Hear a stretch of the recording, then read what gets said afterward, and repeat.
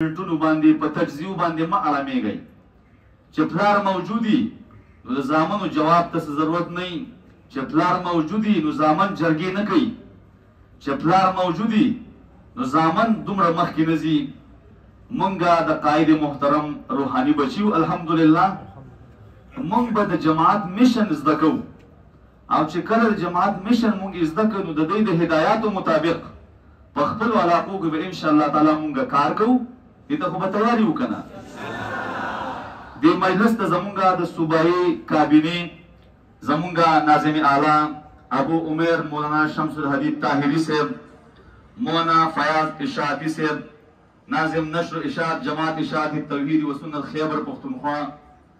زمون جناب مولانا مومن گل صاحب خادم اعلی د دې مرکز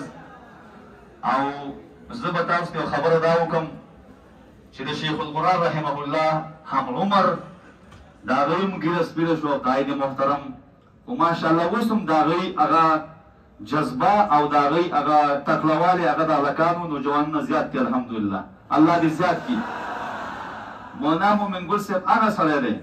چې دلته کې هغوی د قائد محترم سره 38 سال د قرآن کریم د علومو خدمت وکړو او د مرکز ته هغوی ځان تیار کړی دی او الله دې مزید توفیق ورکړي زمونږه مرکزی مبلغ مولانا عبدالحق ربانی صاحب هغوی تشریف راوړی دی په دې مجلس کې چې دا څومره علما دي دا د قائد محترم شاګردان دي او چې کوم کشران دي موږ د دوی د بچو په حیثیت کې او کوم چې د دوی همزولي دي هغه د دوی وروڼه دي کوم چې د شیخ القرآن رحمه الله شاګردان وو هغه د دوی ترونه دي نو دا زموږ یو سلسله په دې روانه ده خصوصي خبره دا ده چې آینده دپاره تاسو مرکز ته راځئ الله دې ژوند راکړي نو بار بار مرکز ته راځئ قائد محترم د خپل بې پناه صلاحیتونو په باب کې چې څومره کارنامې کړي دي نو هغه تاسو ته معلومې دي یو په پوره پاکستان کې جماعت هغې منظم کړه الحمدلله او دا په پوره دنیا کې منظم کېږي انشاءالله تعالی خو جذبه به نه کوو بلکې د جذبې سره به حوصله ساتو تشه جذبه زمارونو دا کار نه کوي د جذبې سره حوصله استقامت د مشرانو د هدایاتو پر رڼا کې به انشاءالله تعالی قدم ایږدو د دوی په مشرۍ کې الحمدلله 15 چته مرکز هغه آباد شو او نن هغه د تنګسیا علامه مونږ ته ښکاره کوي مونږ او تاسو پکې نه ځایږو دا مرکز له به توسیع ورکوو انشاءالله تعالی دې ته به تیار یو انشاءالله تعالی او د دې نه د مومن ګل صاحب د وینا مطابق دا به یو بین اقوامي یونیورسټي انشاءالله تعالی جوړو که خیري جوړو به که نه جوړو تاسو اعلان وکړئ ماشاءالله دویم د جماعت د چلولو دپاره دوی د شیخ القرآن رحمه الله کتابونه شایع کړل چې هغې کې د جماعت مشن و د جماعت فکر و چې په هغې کې څه کالې تاسو خوش قسمته یې اصول سنت لرد البدعت قائد محترم په خپل خصوصي طریقه باندې هغه ولوستو او د دې نه مخکې دا په 2003 کې 2002 کې مونږ د قائد محترم نه ویلو تاسو د سږنۍ دورې طلبا خوش قسمته یئ چې تاسو د قائد محترم نه په خپله د شیخ القرآن رحمه الله هغه بهترین کتاب ووایي د هغې نه علاوه ماهنامه التوحید و سنت هغه یې شایع کړه چې په هغې کې د جماعت پالیسي د هغې نه علاوه د قرآن کریم ترجمه با محاوره په پښتو او په اردو کې دارنګې د دوی هغه اصول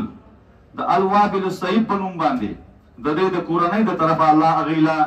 ام ایمان صاحبې له توفیق ورکړو الله یې د هغې په علم کې د هغې په قلم کې مزید نور برکت واچوي چې نور هم دا فکر هغې را مخې ته کړي او مخې ته یې بوځي د هغې نه علاوه د جماعت د متحد کول دپاره چې زموږ په زرګونو باندې مدارسو د وحدت المدارس الاسلامیه پاکستان په نوم باندې یو منظمه زموږ استادو دپاره جوړه کړه چې په هغې کې الحمدلله زموږ دوی امتحانات وشو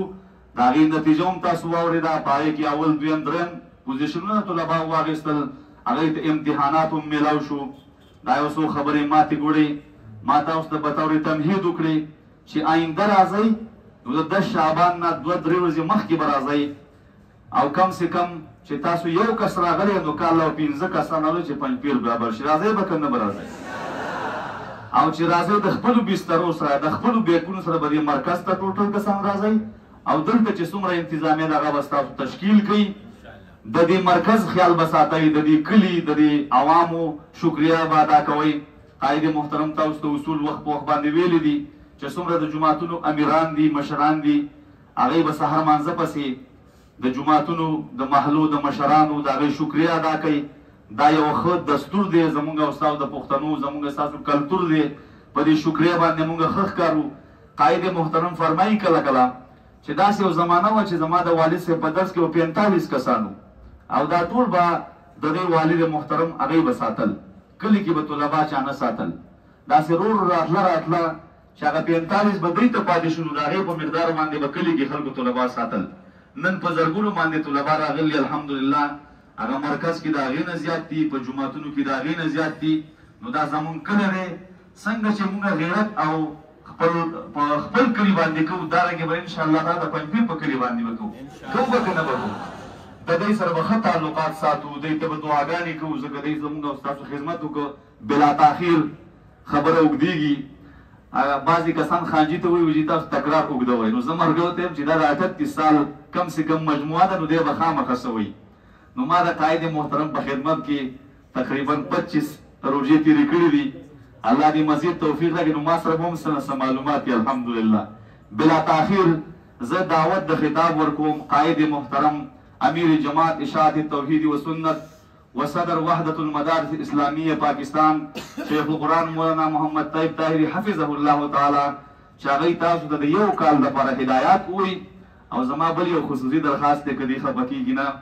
قائد محترم وایي چې زه د شیخ القرآن شاګرد یم او ما د هغوی نه په خصوصي طریقه کې بیعت کړی دی. زما درخواست دی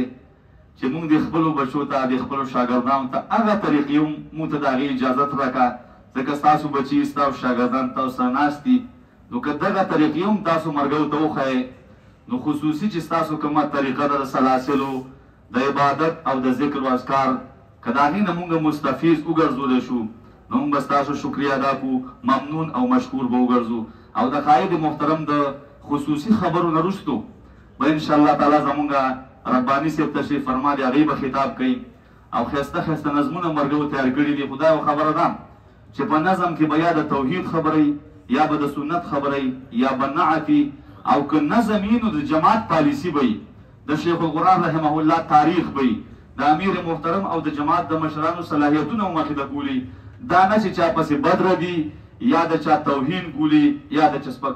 چا سپکوي، نو دې نه به ځان ساتو. زه بخښنه غواړم که زما نه په دې خبرو کې څه کمی شوي. وما علینا الا البلاغ.